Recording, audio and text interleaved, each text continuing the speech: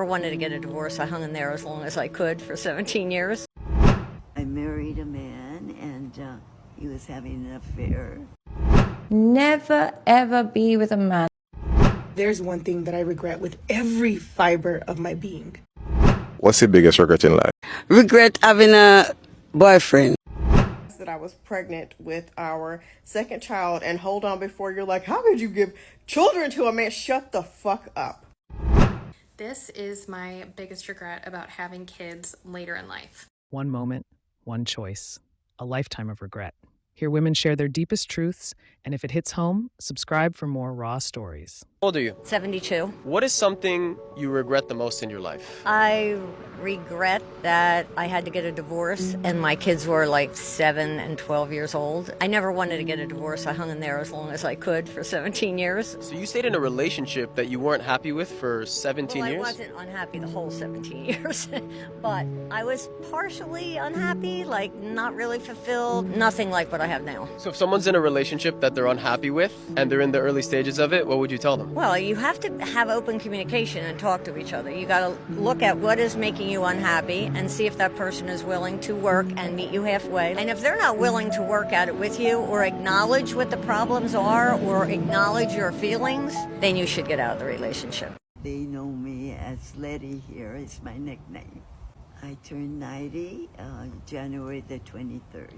Any regrets or anything that you would do differently? I married a man and he was having an affair. He had two affairs, and the second one I left him. And I was happy that I waited till the girls were old enough to take care of themselves before I divorced him, and I went to work. And I worked till I was 72. But I wish I would have known my husband's problems, and I would have married someone else. But I met someone that his wife left him with 3 children. Yeah. And we were very good friends. And I couldn't see myself as a stepmother for his children. So it worked out good. I was very happy, and I have good friends. Beautiful. Thank you so much. What's your biggest regret in life? Biggest what? Regret. Regret having a boyfriend. Tell me about that. It's a long story. Make it short for me. Cut it short. Me and him break up for years. How long ago? Why? I can't even.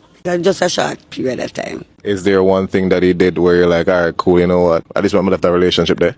He hid a lot of things from me, and I didn't, until I find out. But what's that one thing that you found out that you're like, We never had sex or nothing. You never, like, you guys didn't have sex? Like he was a virgin or something. Like that, and I didn't know. So you left him because he was a virgin? No, I didn't left him. Me move on. So you leave him? And do what? No, I'm saying that's what happened, right? You left him because he was a virgin. A long time, and he not return, so so we can't do nothing about that. So your biggest regret that? That's my regret. What's your name? Lorna. All right, thank you for sharing, Lauren. I appreciate it. Okay. Never ever be with a man that has ever used escorts, sugar babies, massage parlors, any of those things. Never do it to yourself, girls. I promise you'll regret it. Even if you are the escort that is going to marry this guy, trust me, this is a man that pays for validation. It's a man that will pay to feel desired. It's a man that's not willing to work on himself enough to get the women he desires. And more so than anything, it's a man that doesn't look for emotional and spiritual or intellectual connection with a woman. He just looks for what he sexually desires. I know you're going to say, oh, all men have that desires, all that. No, not all men. All losers have that desire. The desire to just have a woman that is just good for them sexually. The biggest red flag is men that pay for sex is they're usually porn addicts. They are absolutely addicted to pornography. And how you know that they're addicted to pornography? I don't know who this is for, but you need to see your choices through the lens of context. You're real quick to say, how could I do that? What type of person am I? What type of person does that? How could I ever? Yet you fail to realize that the reason why you did that was because of what you knew with the circumstances that you were given. And that is not to justify it or to excuse it. Rather, it is to give you full view of what happened so that you can see the root cause and deal with the real issue. Of course you did that. That's what happens when you're in systems that are built to work against you. Of course that relationship ended because you weren't taught how to love and how to deal with people's hearts. And you had to figure it out on your own with trial and error. And this time, error won. But now you know better. And so you can do better. But it doesn't mean that you have to beat down on the previous version of yourself because she didn't know. She didn't know the things that you know right now. She didn't know how to handle a heart. She didn't know how to handle that opportunity. She didn't know how to speak up for herself. She didn't know. And until you give her grace, you are going to be living in regret of a past that was not your fault and won't find that there is strength and wisdom available to you to stand up and do better now with what you know. So the next time you get into one of those spaces where you're thinking about all of your life choices, I want you to also consider the context too and draw strength from what you know now in order to do better for the future. I love you. Bye. If there's one thing that all good parents can agree on, is that we would want the absolute best for the future of our kids. So this is why I want to stress to you guys right now that before you have a child with that man or that woman, think about what having them as a parent would mean for the entire future of your child's life. There's one thing that I regret with every fiber of my being. And it's not what I put myself through, the embarrassing things I did, the humiliation. No. My biggest regret that will last an entire lifetime is having children with the wrong person. Because if you're a parent, you know very well that you want the best life for your kids, the best future for your kids. And I feel like I failed my kids because my sons don't have a quality example of a man. Instead, they have an example of a man who lacks integrity, who lacks a moral compass, who walks around like a victim, who has no accountability and no respect for women, who doesn't even have the capacity to have real life men conversations with them of how to be men, how to be providers, how to also be vulnerable. And for my daughter, I feel even worse. She's going to know love from him. A lot of what she may tolerate or accept or see as love is going to come from his example. And what example has he set? And to give you guys an idea of what I mean, if you guys have been here for a long time, then you'll know exactly what video I'm talking about. But when I was pregnant with my daughter, we were sitting in our room and I was making a video and I was saying to him, aren't you excited to have a daughter? I was hoping that by us having a daughter, he would finally see the value and the importance of me in his life and actually do better by me and be an actual good partner. I was excited to see the dynamic and all of these things. Like, I can't wait to see how different you are, I was saying. And he said, I'm not going to be different with her. I'm not going to let her get away with anything. I'm going to treat her just the same as I treat the boys. Failure. First of all, any parent knows that you have to treat your kids individually because they're different people. They hurt different, they think different, they see different. It is beyond me to think that you can treat your daughter the same way that you treat your sons and set the same example to your daughter that you set for your sons, as in what they should expect from their romantic relationships. And at the end of the day, I can only do my part as their mom. I'm not a dad. And I will never be a male figure. Nor do I want to be that. I just want to be their mom. So I can only pray that God sends me the right person to be that role that I would like my kids to see, for them to have that example. Until that day comes, I could only do the best that I can. But all of this could have been avoided if I just waited to have had kids with the right person. I'm going to be so honest. A man should be happy that his ex moved on to a new guy way too quick, because that just means that she's so emotional that she cannot handle losing you. So she needs to forget about it in the fastest way possible by numbing her emotions and getting with a new guy. And be confident with it. If you're going to be insecure and say in my comments, oh, that's not the case. Okay, you create your own reality. I'm not going to convince you otherwise. If you don't listen to my videos, then that's exactly what's going to happen to you. Twerk with me 101, it'll be in my bio. And also, I'll make a YouTube video about this. I make YouTube videos about every single video that I make on TikTok. They're just more detailed. I don't know, y'all might not like me for this, but I'ma say it.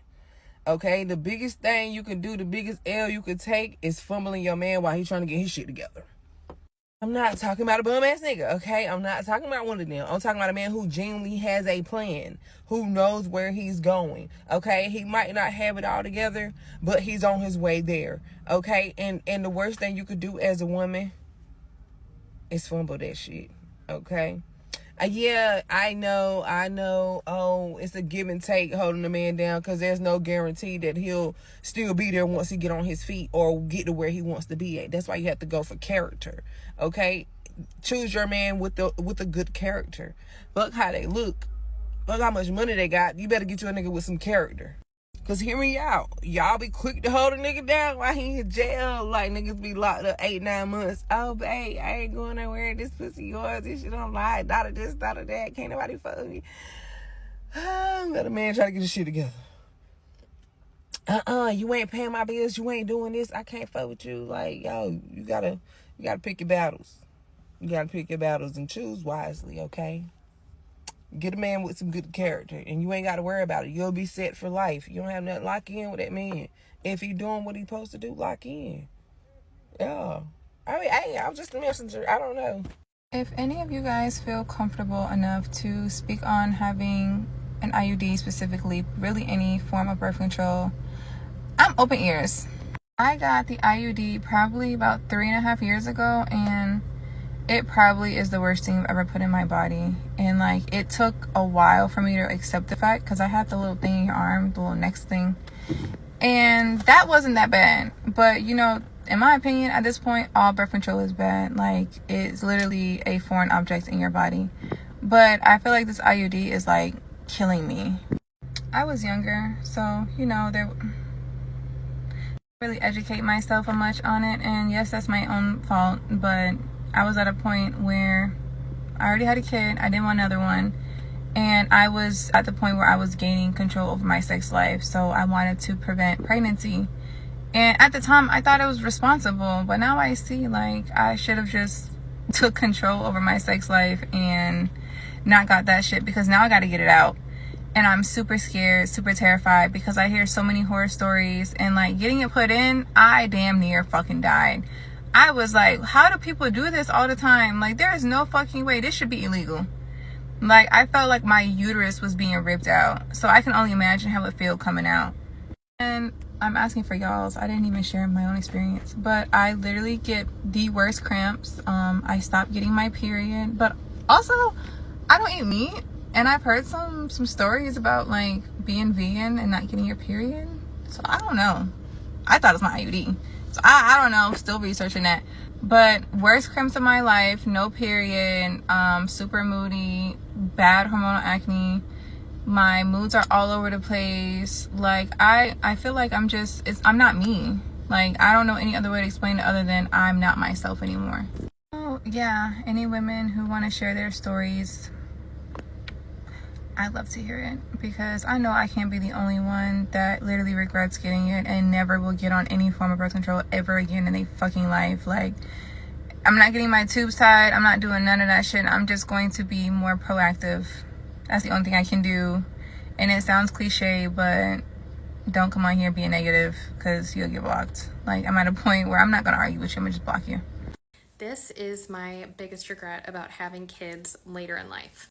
So I had my first daughter when I was 34. I had my second daughter when I was 36. I'm now 37. And we waited to have kids intentionally.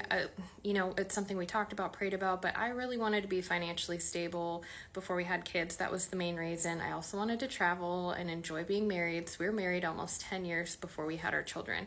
And there's a lot to be said for waiting to have kids. There are many benefits like financial stability, maturity, all of those things. But this is my regret.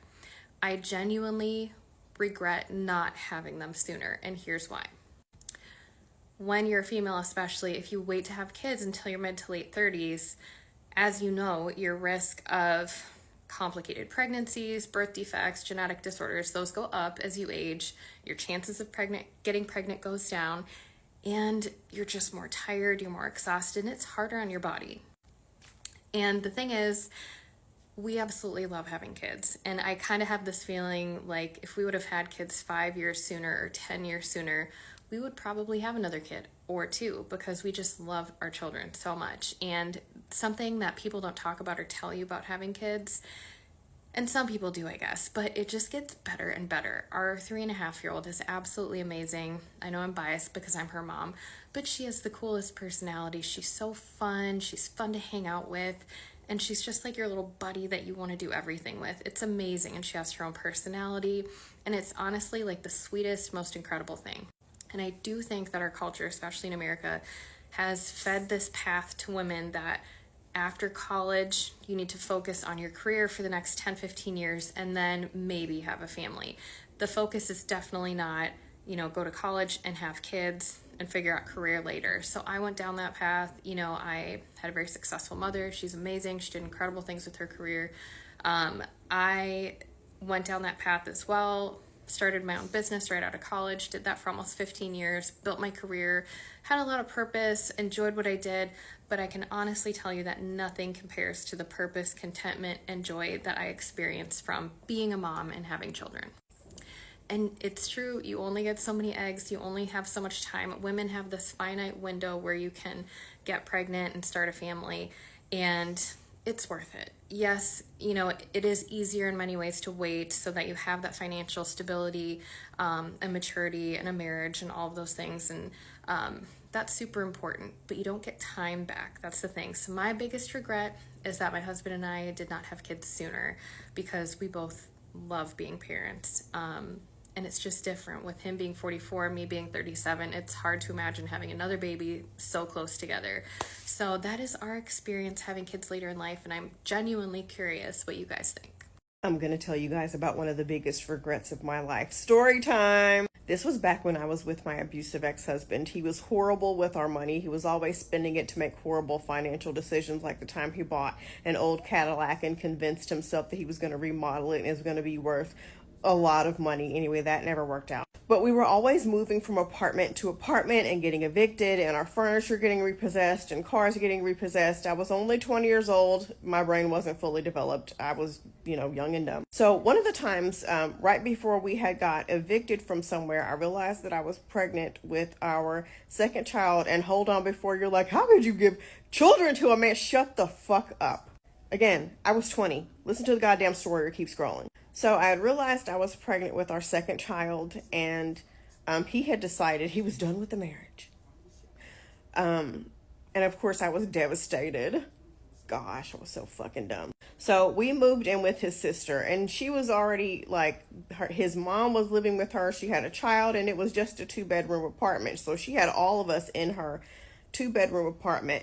And it was the most lonely time of my life because his mom would say passive aggressive shit to me. So would his sister. And then he was giving me the cold shoulder and ignoring me, because any of you who have ever dealt with a narcissist, they go through times when they give you the silent treatment. So the one thing that I will say that I am proud of myself, even back in my 20s, I think by that time I was 23 maybe, I left. And at the time I was super religious and going to a church, and this woman at the church let me stay with her. That only lasted about a week because she claims that her son found out that I was living with her and he wanted her to kick me out. I really just think it was her because she was not a good person behind the scenes. So I went on and I got an apartment that I didn't qualify for because the woman who worked in the leasing office was like, hey, you don't have any credit, you don't have a rental history, you don't make enough money, but if you give me $100, I'll forget all that and I'll let you get an apartment. I gave her $100. So I moved into my own apartment, my very first apartment on my own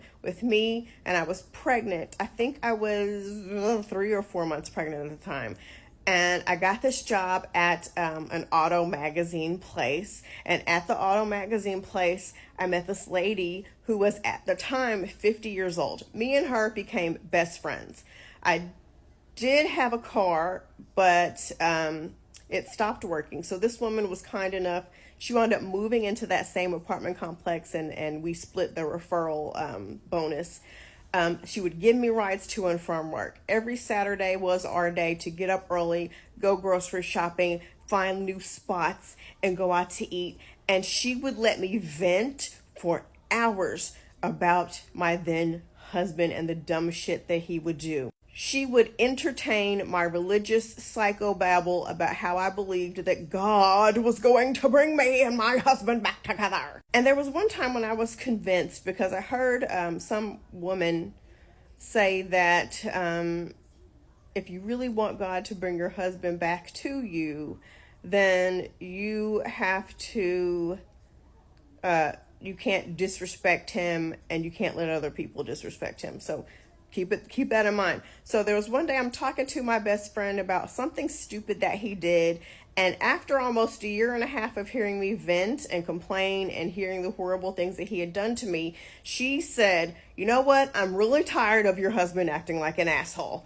I got angry and said, "Don't you call my husband an asshole." She paused. She was taken aback, I'm sure. And she said, "Okay." So we get off the phone, and I thought about it, and I apologized to her. And after that, things were never the same between us. And we eventually just stopped talking. So we wound up not talking anymore after a while. And I did get my husband back, but only because he was living with his brothers and was taking advantage of the fact that I had my own place. Long story short, that relationship, you guys know, did not work out. I wound up leaving him in 2008, and we got a divorce and all that stuff. And me and the women wound up reconnecting through Facebook again, but it was never the same. And losing that friendship will continue to be one of the biggest regrets in my life. And I say all that to say this: not everybody who tells you the truth about your relationship is hating on you and wants what you have, and they don't get the guy you're with, and they don't know him. A lot of us don't have to know him because we've been through it, we've seen it. Okay, we know what the signs look like. And trust me, we don't want your relationship. There are people who genuinely care about you, okay? And they see that you are mentally and emotionally driving a car down the wrong side of the street, and you're putting yourself in danger mentally and emotionally. Some of you maybe even physically. Those friends that genuinely care about you, you don't want to lose those people. They are suffering through the abuse with you because you are sharing those situations with them, and there's nothing they can do to save you because you are willingly signing up to put yourself in that situation. There will come a day when you will regret turning your back on your friends. And some friends might understand and be willing to let you back into their life, and y'all can proceed to have a friendship. But some people, once you burn that bridge, they're just like, no. And that is their right. But if you burn that bridge, you will regret it. You will regret it.